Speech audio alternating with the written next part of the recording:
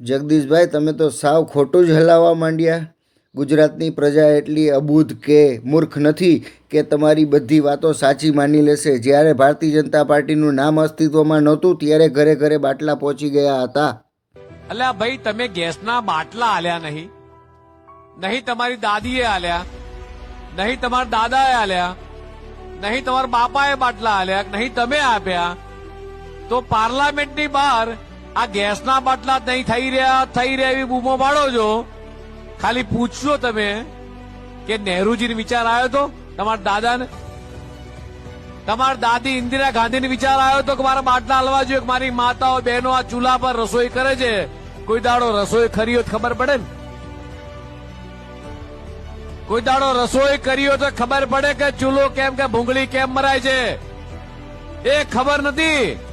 અને બાટલા નથી મળે એની રાડો પાડો છો. તો બાટલા આલ્યા કોણે? તો બાટલા આલ્યા છે મોદી સાહેબ ચિંતા કરશે, તમે ચિંતા ના કરશો.